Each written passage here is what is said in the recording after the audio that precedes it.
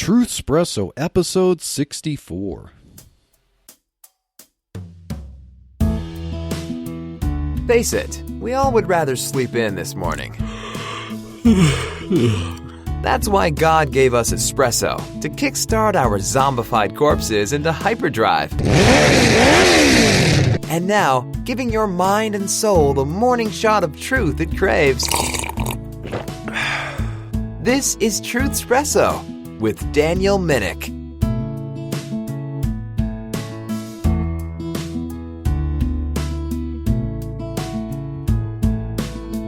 Well, hey there, this is Daniel Minnick, your host for Truthspresso. Welcome. I hope you are looking forward to some very controversial things to discuss on this episode. Yes, Truthspresso is not a podcast to shy away from controversy. At Truthspresso, we like to go beyond conventional thinking, go beyond the mainstream way of thinking about things. And that is obvious when we get to the topic of democracy. Now, even a lot of Christians want to champ democracy as the ideal form of government. They want to champ democracy as if that's what the United States has always been about. They want to champ democracy as the threshold of virtue, and that everything else is tyranny, and down with tyranny, up with democracy, the voice and will of the people. And so a lot of Christians get caught up in this idea that democracy is the be-all, end-all of individual liberty, the will of the people, and change, especially change that gets rid of old oppressive regimes and moves toward something that is much more livable and comfortable for the average person, or for the poor, the oppressed, the minorities. And so, yay for democracy.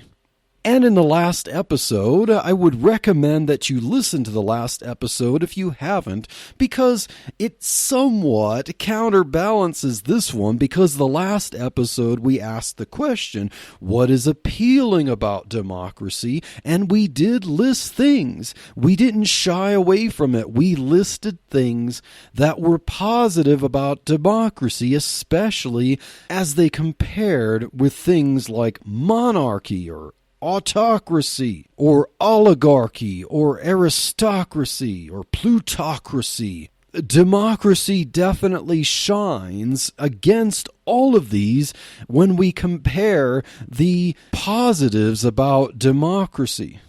But in this episode, I want to shatter your hopes and dreams a little bit, so get ready for that. Now, of course, you have to be ready to think democracy is not some divine thing. It has to have its drawbacks, right? I mean, it's...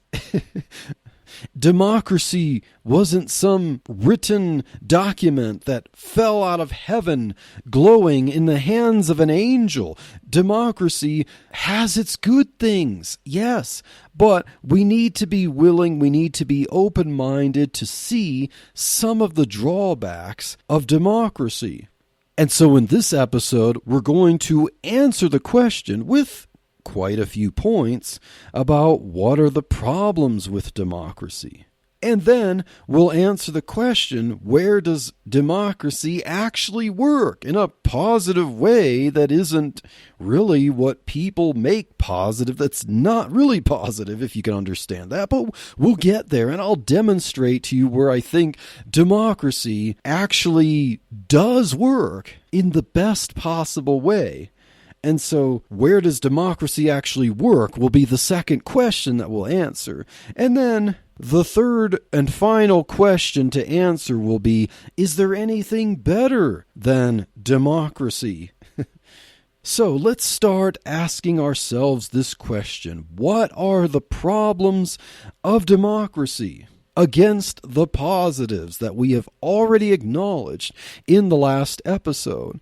So problem number one with democracy is that it is not based on absolute unchanging truth.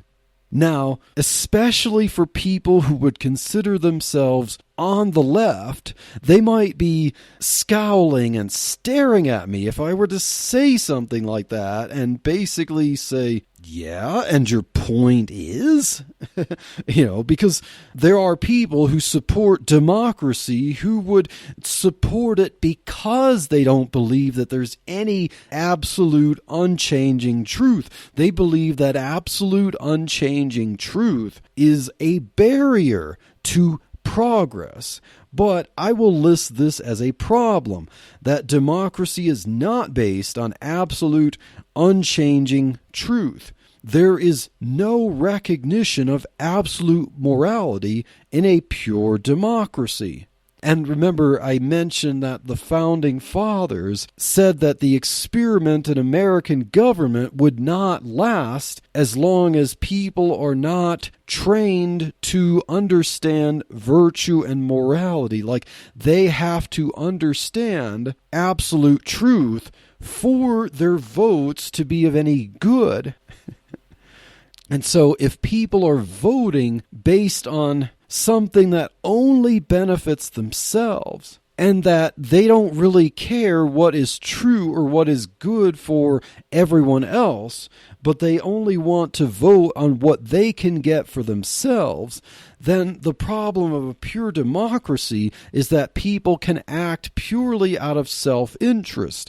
Now, I want to distinguish between two types of self-interest. One self-interest could be self-sufficiency, and while we could say that there are moral issues with someone who is totally self-absorbed, if that person is self-absorbed in a way that they take care of themselves highly and don't impose anything on anyone else, although that may be morally lacking, it's not destructive to other people.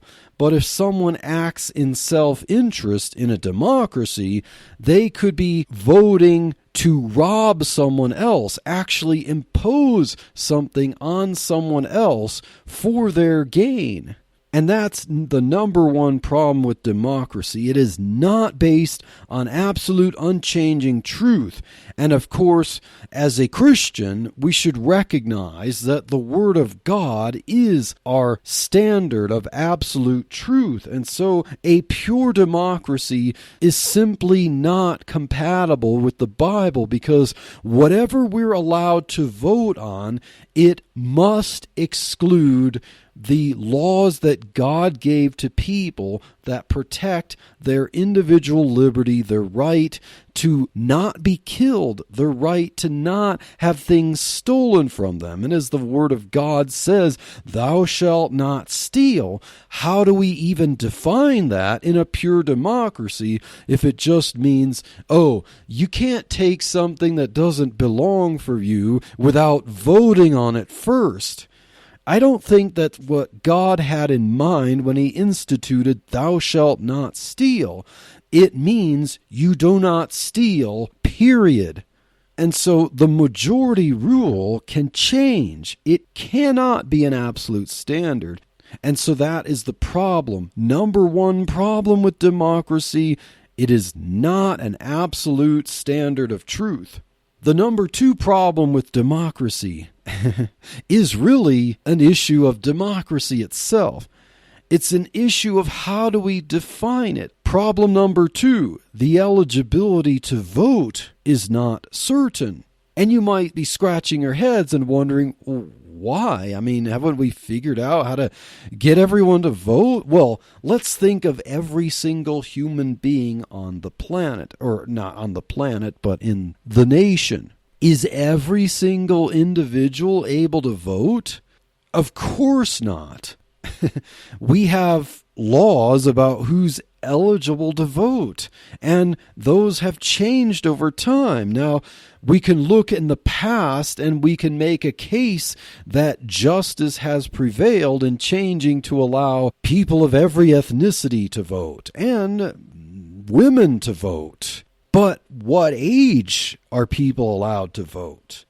Should it be 30 years old? Should it be 25 years old? Should it be 21 years old? I mean, what is a hard and fast rule that says a 20-year-old certainly should not be able to vote, but a 21-year-old, oh my goodness, of course, yes. And, well, right now, 18 is determined as the age appropriate to vote.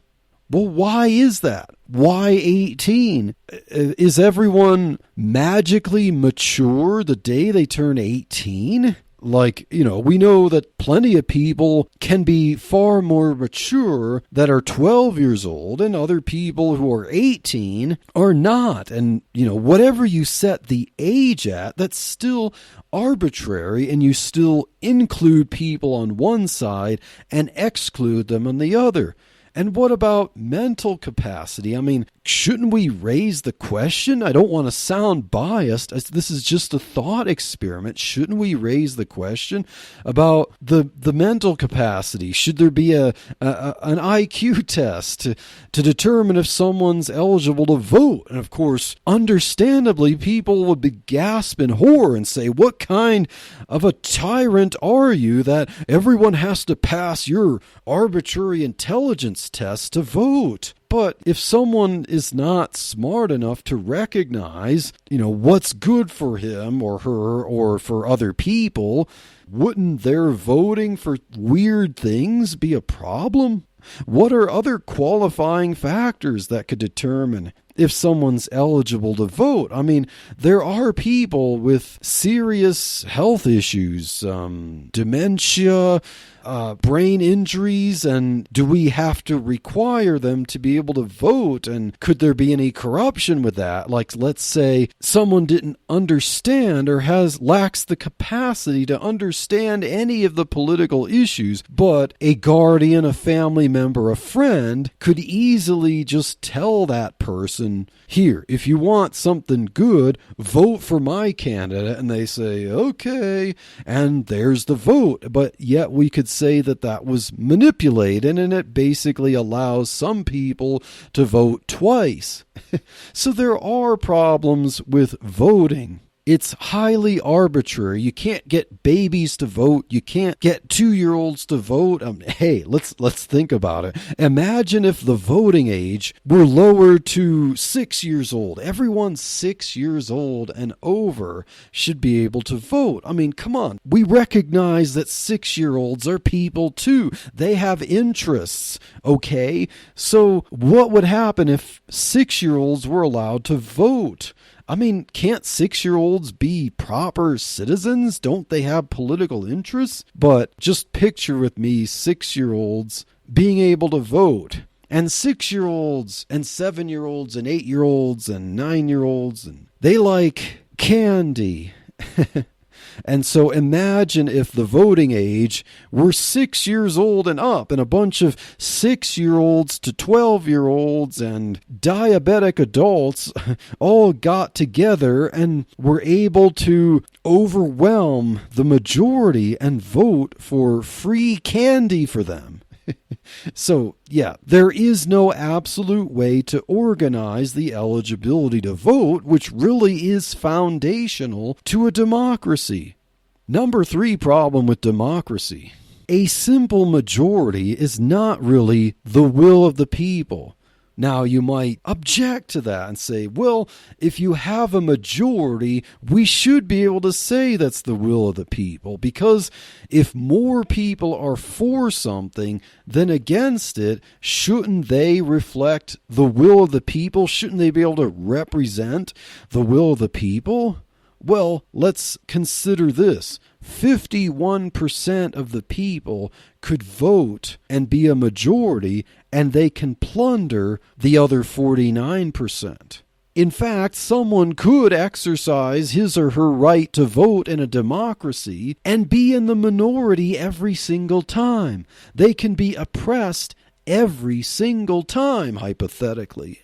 Someone could always end up voting on the wrong side of an issue and always be oppressed. He or she could have his rights stripped away and the fruits of his or her labor plundered over and over again, simply because he or she always happens to be in the minority on every issue.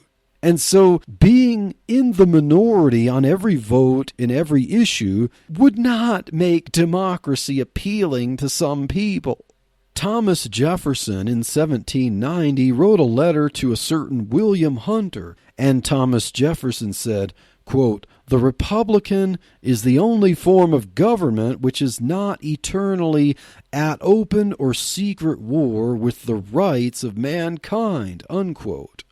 And so if a simple majority, 51% of the people, can vote, and there's no absolute standard, they legitimately can vote to plunder the 49%, Thomas Jefferson said that a Republican form of government is the only one that isn't constantly against human rights. Because the right to life, liberty, and the pursuit of happiness is not really protected in a pure democracy.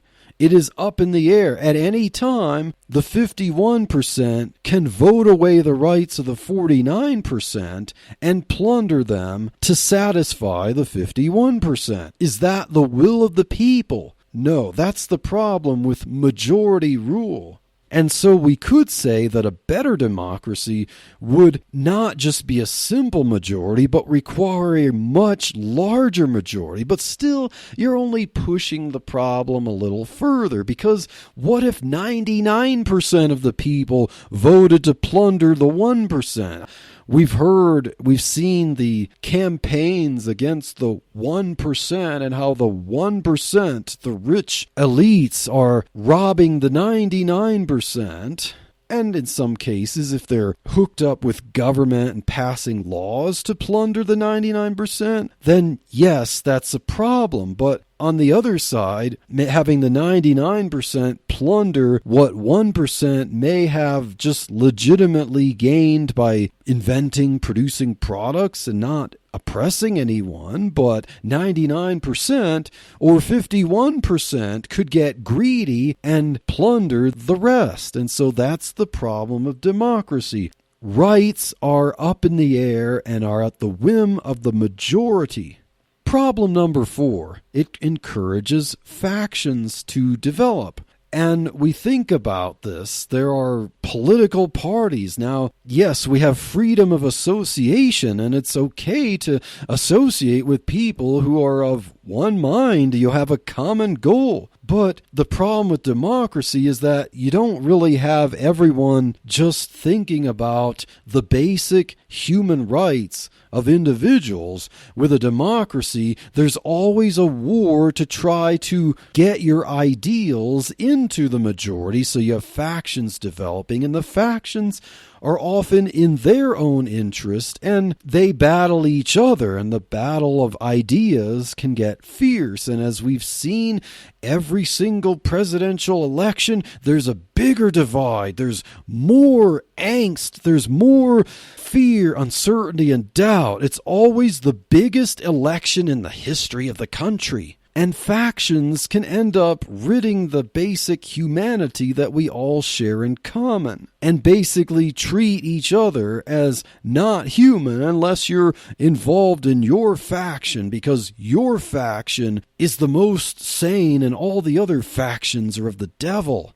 And so democracy often puts people at odds and at social war with each other, when otherwise, without being politicized, they would be good neighbors with each other.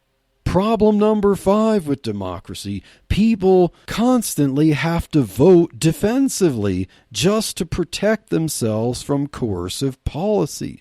Now, I'm one of those people who believes in absolute truth and basic human rights. As long as you have that and the protection of that, there is no need to be constantly churning out laws and voting on new things. And it seems like almost everything that is up for vote is always something that plunders, that redistributes wealth, that robs people, that requires increased costs, more and more and more taxes. And all I want is to just be left alone. There are enough people in this country who just want to be left alone and stop having to keep going to the polling booth every time there's an election just to say, please knock it off already. Please leave me alone. Stop trying to infringe on my basic human rights and steal from me.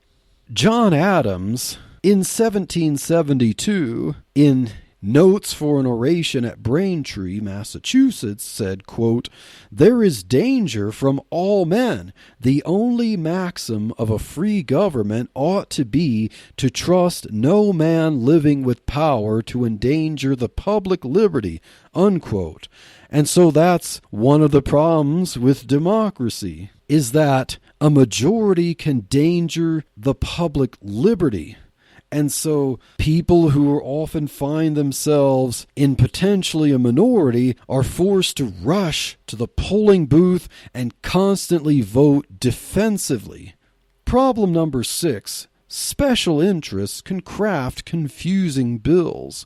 I don't know how many ballots you have read, how many ballot initiatives that you vote on, and you read those initiatives. They're not written in plain English. They're not written in 6th grade reading. They're written in legalese, and then you need to research. You need to read different websites. You need to have people and lawyers explain to you what these are really saying. I mean, it's ridiculous, but that's one of the problems, is that when you have special interests that want their initiative to pass, and they know that if other people knew what this amendment really meant, they would not like it, but the language is crafted to be overly wordy, unclear, but it does what the special interest wants.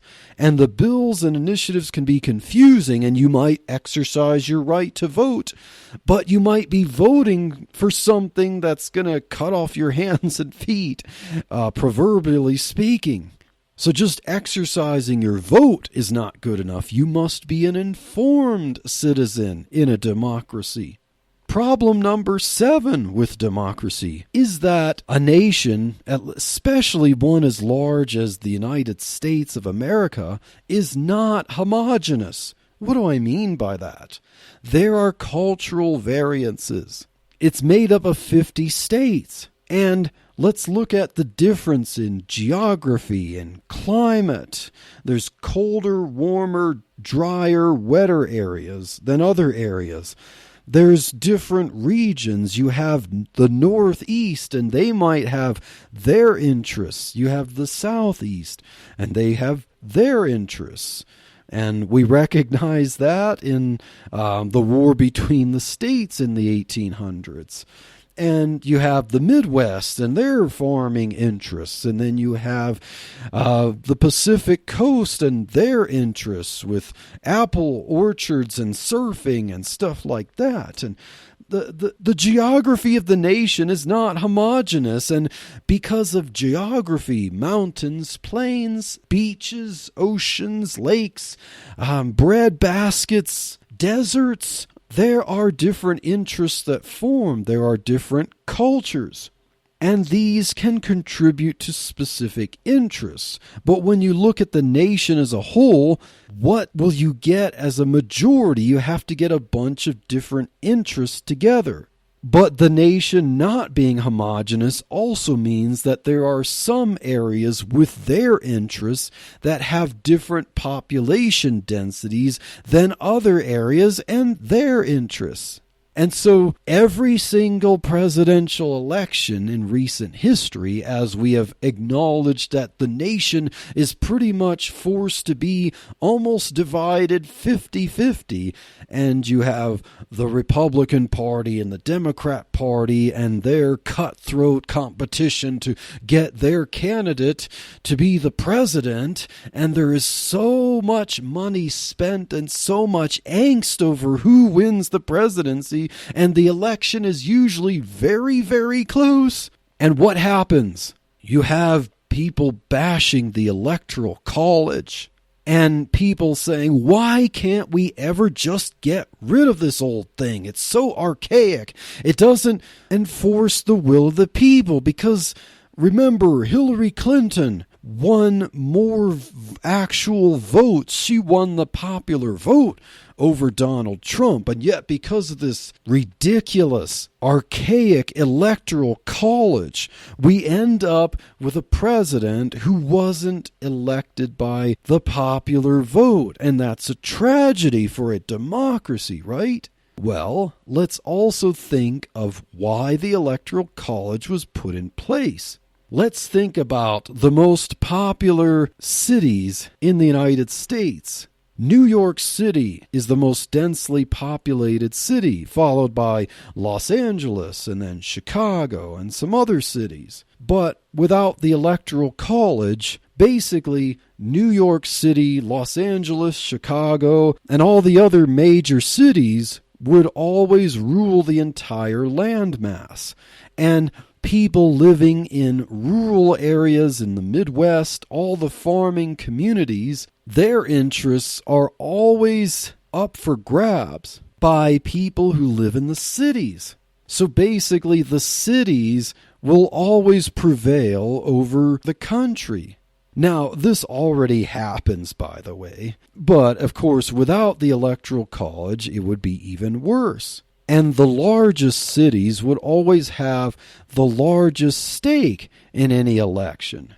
And so the fact that the nation is not homogeneous and that there are all these cultural, geographical, climate, and special interests spread throughout a nation that's diverse and uneven, one person's interest is not necessarily equal to another person's interest, and the popular vote will always come from the cities.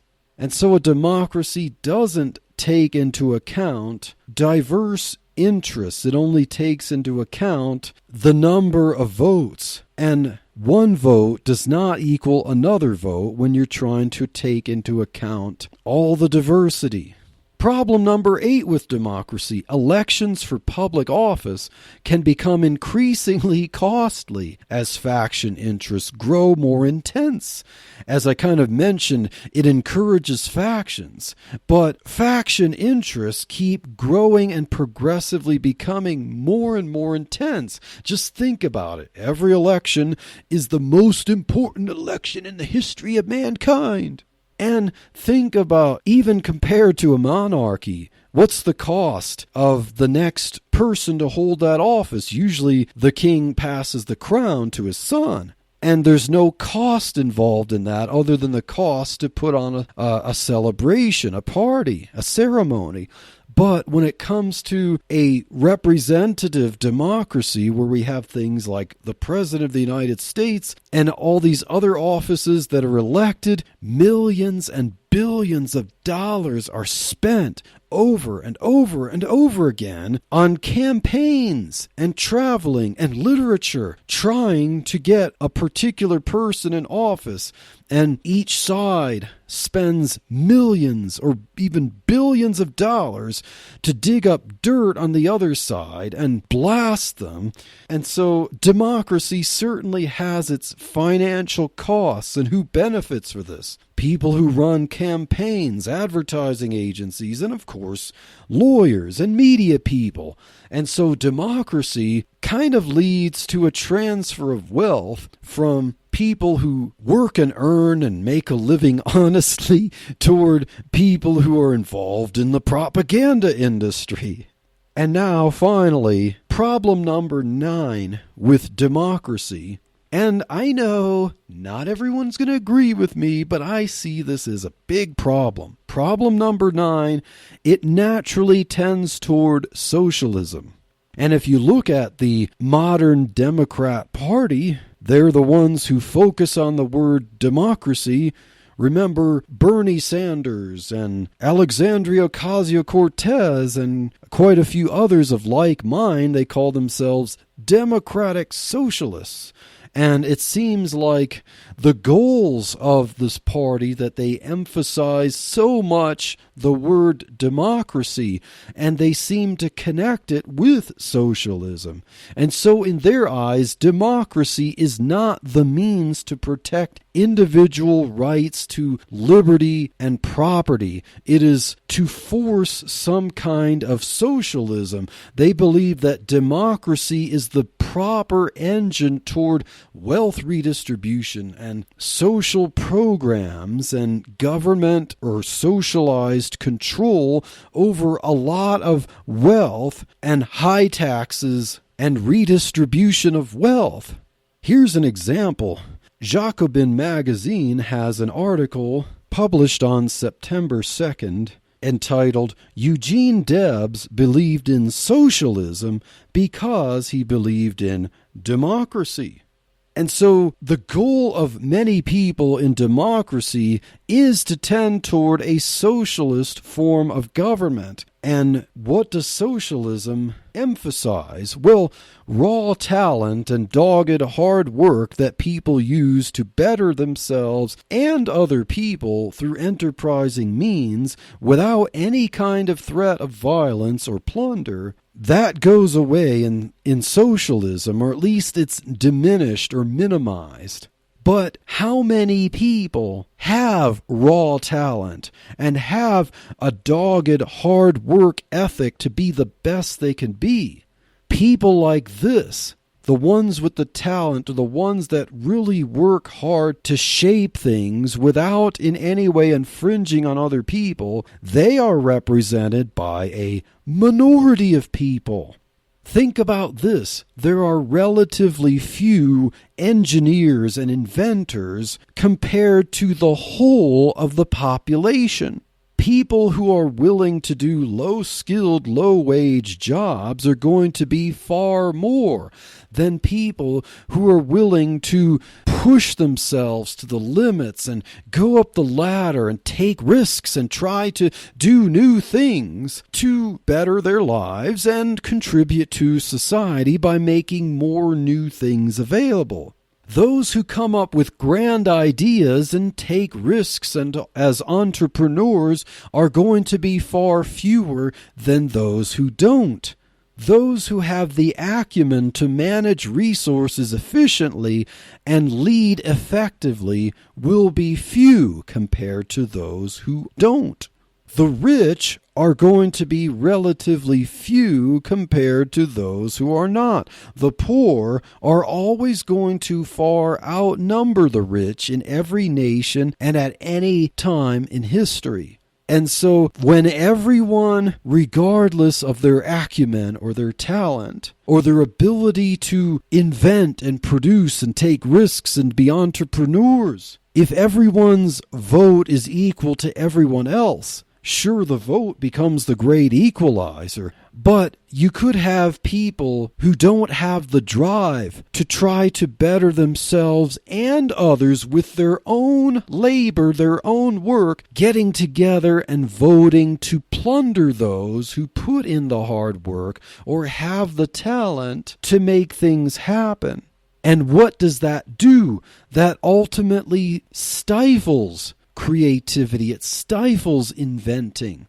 It stifles risk-taking if the reward is diminished. There are far fewer purely altruistic people that are going to work as hard as they can in a socialistic system to create new things if they're no better off or very little better off than if they save themselves the effort and save themselves the expense by just being one of those who receives from the redistribution from those who originally worked hard. And so democracy naturally tends to lead towards socialism because it is majority rule, and those who have abilities are always going to be a minority compared to those who don't. Those who are willing to push hard are always going to be a minority compared to those who just want to get by and expect that things are naturally supposed to happen to give them comfortable lives. So, let's ask this question. Let's ask ourselves some questions based on the problems of democracy. What happens when there is no concept of absolute truth or inalienable rights of the individual? What happens when everyone gets an equal vote on leaders and laws? According to democracy, who rules? The majority. But we see that the majority will always be those who don't create businesses, invent helpful products, or manage resources efficiently. The majority will always be, naturally, those who are lesser capable, but could use things they didn't create or contribute to. It's much easier to spend money that you didn't earn. And that's the appeal of democracy. Under the idea, allegedly, of social justice is plundering the minority. But now, let's get to our second question. Where does democracy actually work? Well, the free market. Now you might be thinking, what in the world are you talking about? The free market is as far removed from democracy as you can get. Well, let's think about this for a minute. What is one way that we vote nearly every day when we live out our lives? When we go to the grocery store, we're voting. You say, what? Well, yes, we vote with our wallets. And when we go shopping, for instance, let's just picture, where do you like to shop? We could shop at Walmart. We could shop at Target. We could shop at a local mom and pop store. We make that choice and we vote with our wallet and our feet. When we go to a store, let's say we pick Target and we're going to shop for bread. Well, when you go shop for bread, you don't just see things wrapped with the label bread. You see different kinds of bread. You see different prices. You see different flavors of bread. And what do you do there? You vote with your feet and your wallet. We vote on which brand of bread or clothes and what prices we're willing to spend based on what's being offered there. And no one's being forced to buy any particular thing, and no one's being forced to sell any particular thing. So when we go shopping, we're practicing a form of democracy. We actually vote with our feet and our wallets in a wide array of different choices and options. And you know what's really cool about that? If I were to vote for Wonder Bread, I get Wonder Bread. I don't have to vote with other people over whether Wonder Bread gets sold in Target. We don't all have to get together and vote over which brand gets to be sold. The brands are there freely. There's no coercion. There's no gun enforcing that. There's no law enforcing that. I can vote with my dollars and my credit card, and I can choose which brand of bread I want. And when I make the choice, I actually get what I choose. I don't have to hope that a majority of people will agree with me. It doesn't matter. It doesn't concern them. I vote for the bread, and I get the bread. Isn't that the kind of democracy that we really want? We vote based on higher quality or lower price or a combination of both or either one. We vote between whether we prefer to use an iPhone or an Android. We vote whether our laptop or desktop is a Mac or a PC or, hey, even Linux or BSD or all other kinds of operating systems that are at our disposal. We can choose which one we want, and by choosing it, we get it. We don't have to get a majority of people to agree with us. We're free to disagree. We vote with our wallets, and our vote actually counts. Now, isn't that the greatest form of democracy ever? Now, of course, I can pretty much hear the eye rolls from the listeners, but just think about it. Why should we always be about forcing other people to go along with us? Why should we not just simply recognize human liberty, and as long as people are not aggressing, we are free to make our own choices. We can make choices for other people, but there is no coercion, and democracy often results in constant coercion. We're forced to defend our rights, or we're forcing other people to go along with us, knowing that if the majority rules, they force the minority to do something or go along with something that they were adamantly opposed to. And this is unlike buying bread for my family at the supermarket. And now the final question.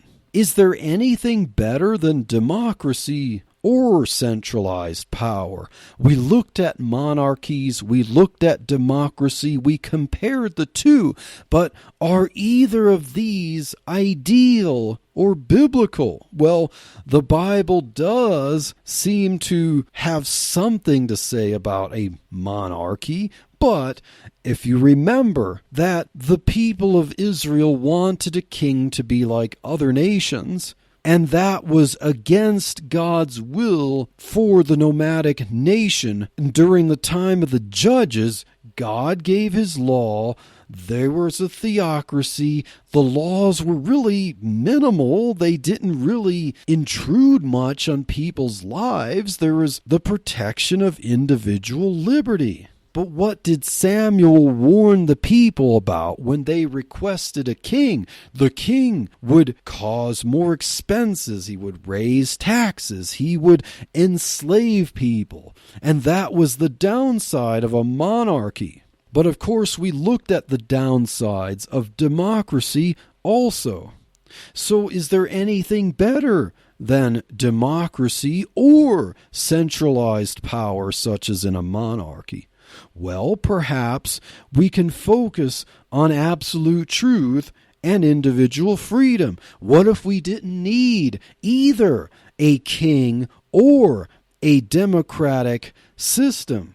What if we just simply focused on whatever means to ensure individual liberty and recognize the absolute truth of that, the absolute truth of God's word and individual freedom? And now let's think about these presidential elections. Let's think about 2020, how crazy of a year it has been. But there is so much political hype over who ends up sitting in the White House. And let's ask ourselves these sensible questions. Why do we have to keep fighting each other over control of everyone else? Can't we have a system where we let those who like Donald Trump and want Donald Trump as their president to have him as their president? And let those who want Joe Biden, for whatever reason, have him? Why must every 4 years we have to have this intense civil war? Why can't we be human beings? Why do we have to fight tooth and nail over who calls the shots over everyone else for special interests and agendas? And each election cycle gets more intense, more fearful, and even more costly. And as I mentioned, every cycle is the most important election in history. But can't we think?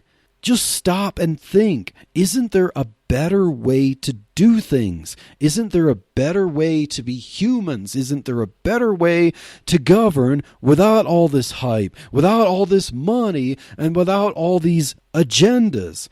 Shouldn't we think that the best system of government is the least necessary system? The best system of government is the one that governs least. The best system of government is one that just recognizes humanity. It's one like in Genesis 9:6. If you kill someone, your sentence is death. Protect life, protect liberty. recognize individual humanity. Judges 21:25, as I mentioned in the last episode. In those days there was no king in Israel. Every man did that which was right in his own eyes. Well, that verse condemns both the monarchy and the democracy. And now Isaiah 2, verse 22. We are told, "Cease ye from man, whose breath is in his nostrils, for wherein is he to be accounted of?" So what is this verse saying? Stop trusting in man who breathes oxygen, basically to be in the place of God. Stop trusting in humans to make things right. Trust in God. Trust in absolute truth. Trust in God's laws, and trust in the laws that he gave.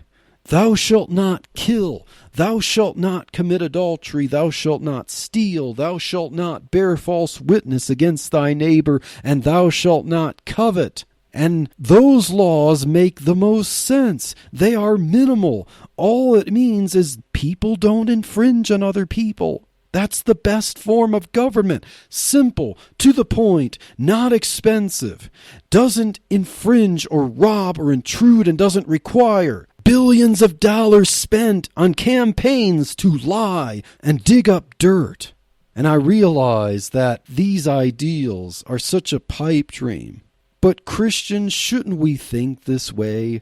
Shouldn't we recognize that God doesn't support a government that uses the force of a gun and coercion to redistribute wealth and rob people? He said, "Thou shalt not steal and thou shalt not kill." A government is not just if it imposes theft for something that's supposedly social justice. You do not steal and you do not threaten to kill. And the only valid laws, period, for any government are you do not infringe on individual liberty. And would to God we Christians understand this and get back to the Bible, and we can be humans again. Enough with the warring factions. Just be humans. Just respect life, liberty, and property. And the role of government is only to punish infringement on that. Period. Please, Christian, consider this. And maybe if we can influence enough people to think this way, we can rid ourselves of the tyranny of both monarchical ways of thinking and democratic ways of thinking.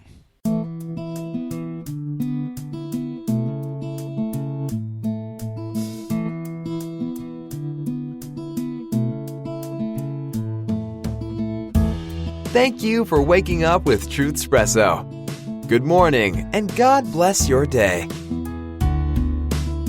Hey friends, Daniel Minnick here again. If you liked waking up to this episode of Truth Espresso, I would really appreciate it if you would rate it on Apple Podcasts, Stitcher, or whatever application you use to listen to Truth Espresso.